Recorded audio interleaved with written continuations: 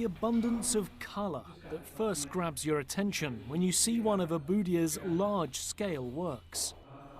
But a closer look at his abstract depictions of street life in Abidjan reveals what's known there as Nucci style, a blending of traditional and urban imagery.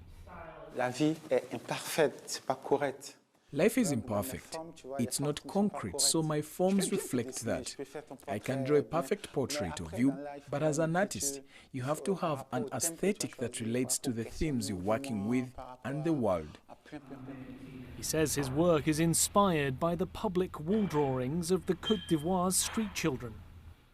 They paint and draw the things they dream of being: a car, a house, a doctor with his stethoscope or syringe. It's their dreams, as though they are saying, if I had been able to go to school, I could be a doctor, a journalist. There are lots of things they draw, and those are their dreams, you know, because you can steal anything from a person, except for their dreams. Gallery owner Ethan Cohen, who represents Aboudia, says he's seen a growing interest in contemporary African art. What's fascinating about Aboudia's work is that people find African art fresh. Two, what's interesting about Aboudia's work in particular is when they really look at his painting and we understand the painting, it's about children of the street.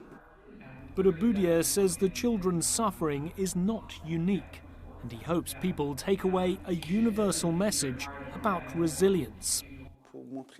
Everywhere in the world, here in the US, there's homelessness.